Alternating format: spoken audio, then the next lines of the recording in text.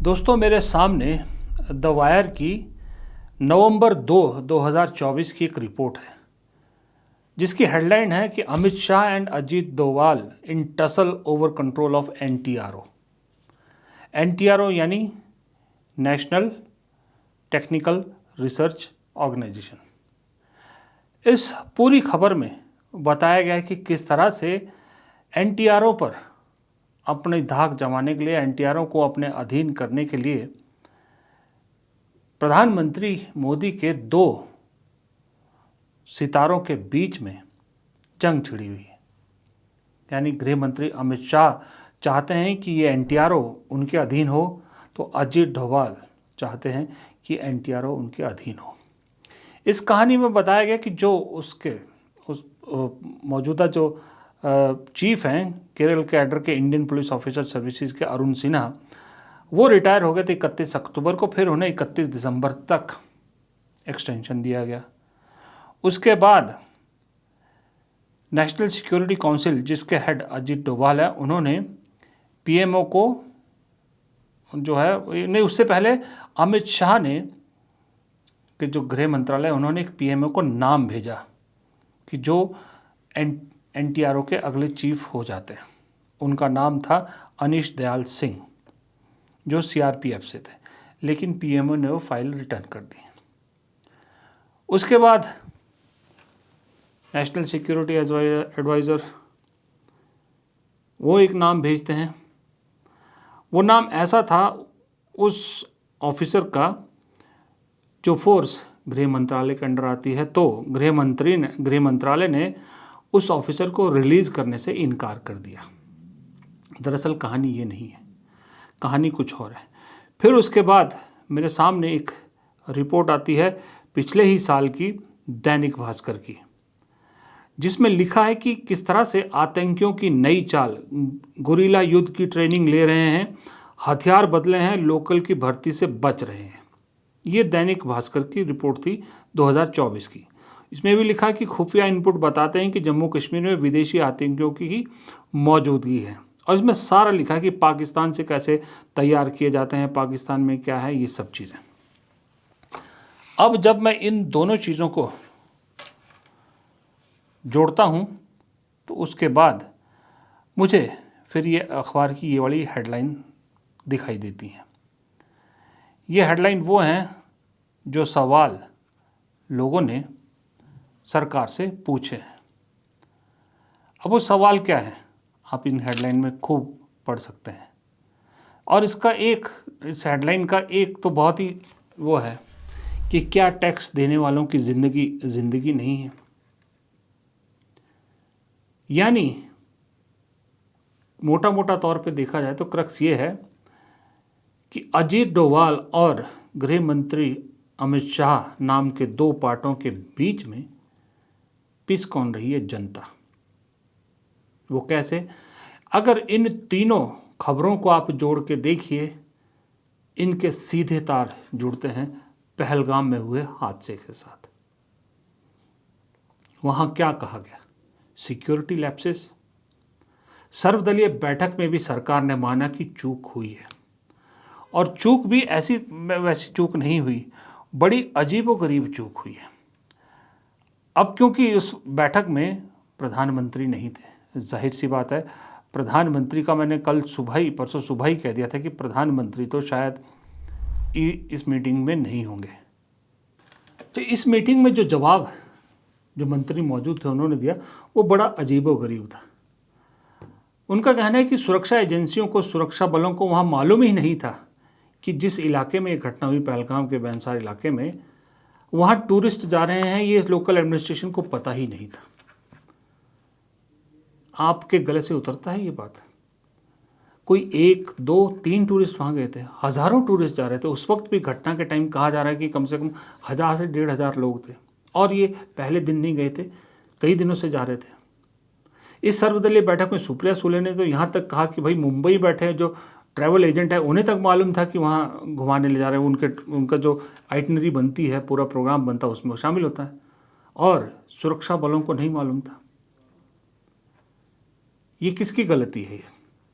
किसकी चूक है, जिम्मेदारी कौन है? कांग्रेस इसीलिए सवाल पूछ रही है। और थ्री टायर सिक्योरिटी रहते हुए भी एक ऐसा लैप्स हुआ और उसमें बहुत से इनोसेंट मारे गए और 3 दिन में कम से कम 1000 लोग वहां गए हुए थे। इतने लोग जाने के बाद भी यही राहुल गांधी जी ने पूछा कि जब 1000 लोग जब वहां गए हैं तो इसको पुलिस का पता रहना चाहिए इतनी संख्या में जब वहां गए हैं। तो ये सिक्योरिटी लैब्स है, ये सवाल भी उन्होंने उठाया। उसको नेचुरली उनका जो भी रिप्लाई, पहले भी ऐसा होता था, हमने ये किया, लेकिन इस बार हुआ है, लेकिन इसको सब मिलके कैसा दुरुस्त करना चाहिए उसके बारे में हम आज मिले हैं, वो हम करेंगे, ऐसा उन्होंने कहा। अब होगा क्या? लीपापोती में अब लोकल एडमिनिस्ट्रेशन और वहाँ जो घोड़े वाले हैं, खच्चर वाले हैं, जो लोगों को घुमाते हैं, उनको लपेटा जाएगा कि उनकी गलती से ये लैप्स हुआ। जबकि असल हकीकत ये है कि अगर किसी को लपेटना चाहिए तो टॉप पे बैठे अमित शाह और डोभाल को लपेटना चाहिए। ये बात किसी से नहीं छुपी है, ये हिस्ट्री पुरानी है कि इन दोनों के बीच में बिल्कुल नहीं जमती, एक दूसरे को आंख नहीं फुआते। तब तक स्थितियां नॉर्मल थी जब तक अमित शाह सरकार में शामिल नहीं हुए थे, जब बीजेपी के अध्यक्ष थे, अजीत डोभाल एनए थे। राजनीतिक फ्रंट पर अमित शाह लगातार ऊंचाइयां छू रहे थे, तो इधर सिक्योरिटी के मामले में और उस मामले में अजीत डोभाल नंबर बना रहे थे। लेकिन असली दिक्कत तब शुरू हुई जब अमित शाह गृह मंत्री बन गए और अजीत डोभाल जस के तस बने रहे। फिर दोनों में जंग शुरू होती है इंटेलिजेंस एजेंसीज को कंट्रोल को लेके। कुछ एजेंसीज गृह मंत्रालय के अंडर आती है, कुछ सुरक्षा बल गृह मंत्रालय के अंडर आते हैं और कुछ अजीत डोभाल के अंडर आते हैं। इसीलिए जो एनटीआरओ है ये बड़ा इंपॉर्टेंट है। ये रिसर्च, टेक्नोलॉजी रिसर्च से रिलेटेड नई नई चीज़ें जो होती हैं उसको उसका इनपुट प्रोवाइड करवाता है। इसलिए दोनों चाहते हैं कि ये उनके अंडर आए। अब इन दोनों की टसल में हुआ ये कि मसल आम जनता गई, बेचारी मसली गई। पहलगाम जैसा हादसा हो जाता है। ऐसे में अब आप लोकल एडमिनिस्ट्रेशन या घोड़े खच्चर वालों को निशाना बनाओगे या उन्हें बलि का बकरा बनाओगे तो ये फिलहाल तो बच जाएगा, लेकिन आगे ऐसा नहीं होगा इसकी कौन गारंटी देता है, क्योंकि इनकी टसल तो अभी भी जस का तस बनी हुई है। अजीत डोभाल के साथ टसल की एक और वजह यह भी है कि इस देश में जो राज कर रहे हैं वो सारे गुजरात के लोग राज कर रहे हैं, गुजराती लॉबी राज कर रही है। लेकिन डोभाल गुजराती लॉबी से नहीं है, डोभाल गुजरात के बाहर से। अमित शाह पॉलिटिकल फ्रंट पे स्कोर करते हैं, कभी ये सरकार गिरा दी, कभी वो सरकार, कभी ये कभी वो।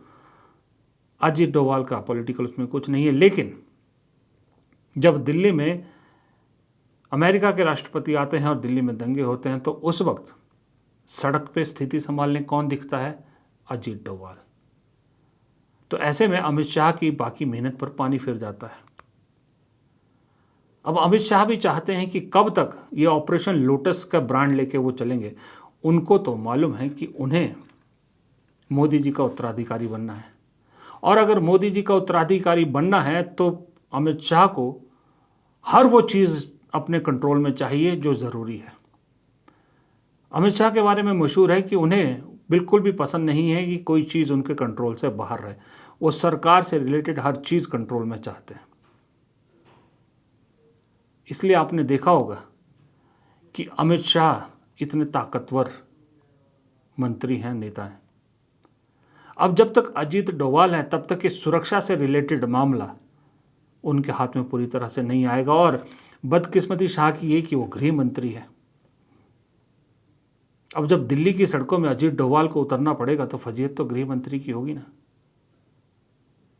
और इसी टसल में एक दूसरे पे की खिंचाई करने के चक्कर में या एक दूसरे को नीचा दिखाने के चक्कर में ये इंटेलिजेंस फेलियर जैसी चीज़ें होती है। मैंने कहा ना, 3 दिन से सवाल पूछ रहे हैं, हम सब पूछ रहे हैं, बहुत सारे लोग पूछ रहे हैं कि जो पुलवामा में हुआ था उसकी जांच का क्या हुआ,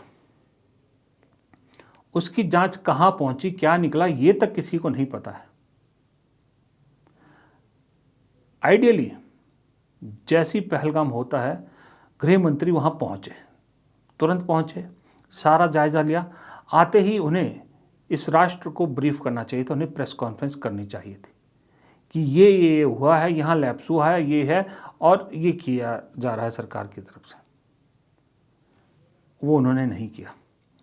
फिर कल ऑल पार्टी मीटिंग होती है परसों, तो उसको चेयर प्रधानमंत्री को करना चाहिए था। प्रधानमंत्री को मालूम था कि वहाँ सवाल पूछे जाएंगे, तीखे सवाल पूछे जाएंगे, वो मीटिंग में नहीं आए।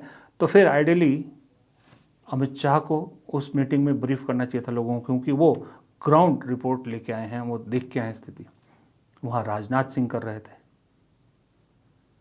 तो ये टोपी एक दूसरे पर पहनाने की कोशिश की जा रही है। डोवाल अमित शाह पर टोपी पहनाना चाहते हैं, अमित शाह डोवाल पर टोपी पहनाना चाहते हैं, क्योंकि ये गेम इसलिए हो रही है ताकि एक दूसरे की जवाबदेही के सवाल जो है एक दूसरे पर डाले जाएं।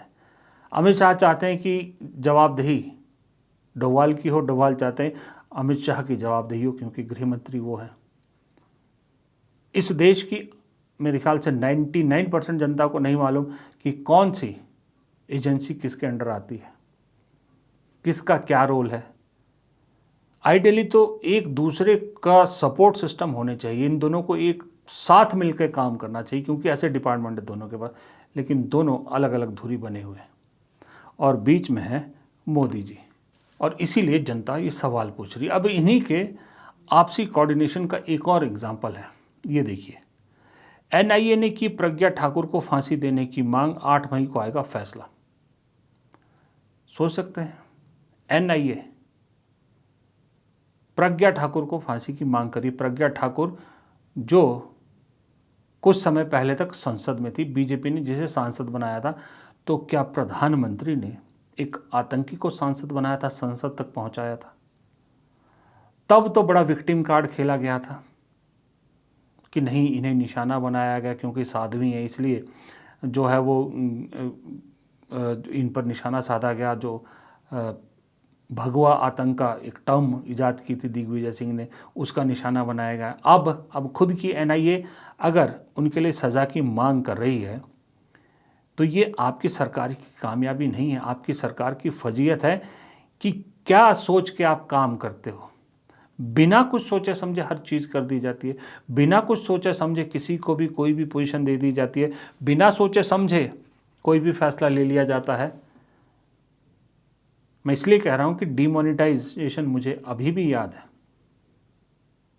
कोविड के दौरान लॉकडाउन का ऐलान मुझे अभी भी याद है। ताली थाली घंटी दिए, ये सब मुझे अब भी याद है।